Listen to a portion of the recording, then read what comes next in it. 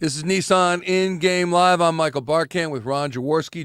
Jaws, let's get right to it. 17-14, Eagles trailing by 3 at the half.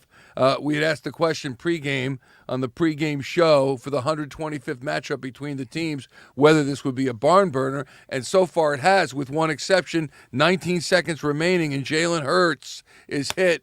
And he went back in the game, but it does not look good right now. Yeah, that's the story of the first half right now. Jalen Hurts got hurt, got sacked.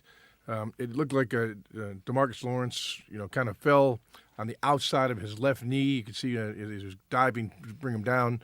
It did buckle. He stayed on the ground for probably a good 10, 15 seconds. Got himself off the carpet. Went to the sideline.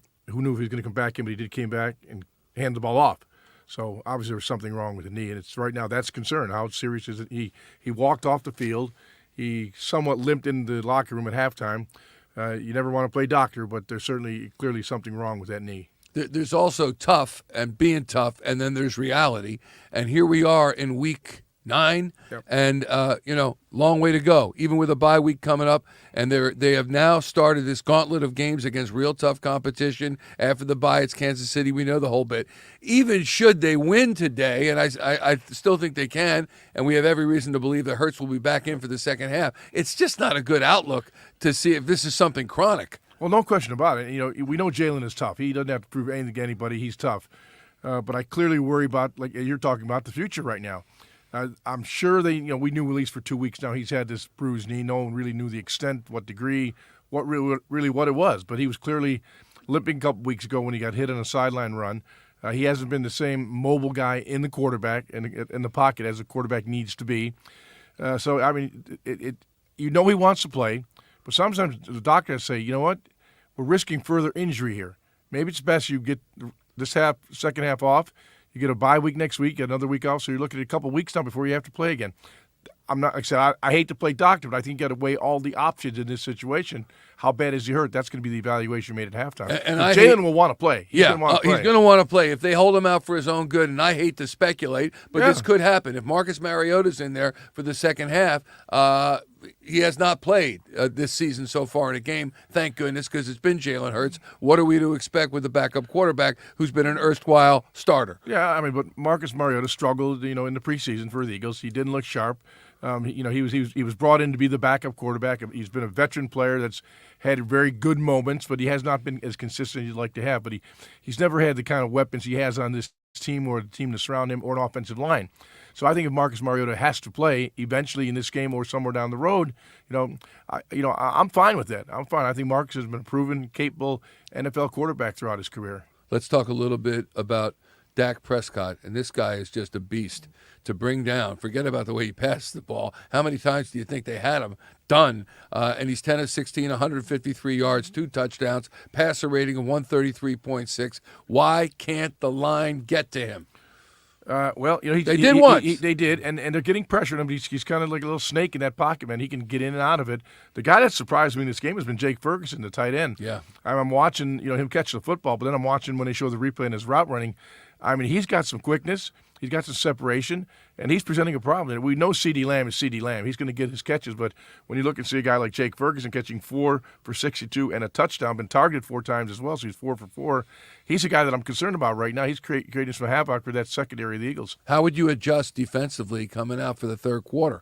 Anything you can do? And you're right. I'm not saying the Eagles' defense has played poorly, but we're seeing quintessential Dak Prescott there. He's elusive. Yeah, and they're running it just enough to keep everybody honest. I can tell Sean Desai is trying to stay in that too deep shell.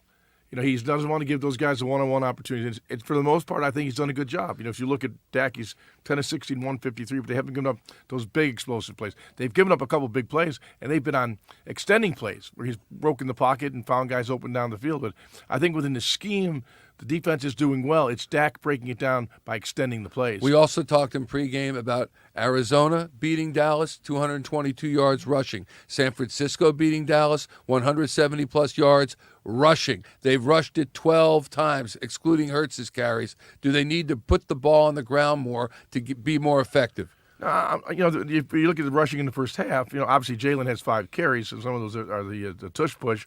But, they've thrown the ball 13 times, ran the ball 17 times. If like I said, you said 12 rushes by other players. Yeah. So, but I still think that's good balance, and that's what you want to have. You want to have that balance. I don't want to become one-dimensional either way. Right. Even though Dallas could fall victim to that if you pressed it a little more. Well, perhaps. I think they've shown they're vulnerable to the run, but the Eagles have run the ball decent enough. I mean, Swift has 9 for 21. He's not killing it, but Kenny has 3 for 22. Gainwell, and the touchdown, a great run and the touchdown. But it's not like they're gashed him in the running game where you say, okay, let's stay with it. Jaws, I'm nervous now about this. Calm down, our friends. Calm down, our friends who are joining us. No, I can't because I'm really worried about Jalen. He's not going to be the same guy the second half. He was dinged on that. He stayed down for a little bit of time, so it wasn't like I'm going to jump right up. And then he moved slowly. He had about a minute and a half. There was a timeout call, so he had a little time to kind of recover. I can't believe he came back in. But he came back in, and I'm surprised they put him back in. We all know if you're going to run a handoff, to get him out of there. You're right. You're right. And we all know what pain is, and he was experiencing it. He was, big time. No doubt about it. All right, we will see you when the clock hits 0 for Eagles post-game live. We're talking about a big Eagles come-from-behind win. They're down 17-14. It's nothing. But I like this situation. Me too. Let's see. We're made of coming in a second. If we get the ball coming out, let's take the lead early. You think this will be an epic Eagles-Cowboys matchup by the time it's all said and done? Based on what I've seen, yes. Yeah, me too. All right, that's Nissan in game. It's exciting. We'll see you after the game.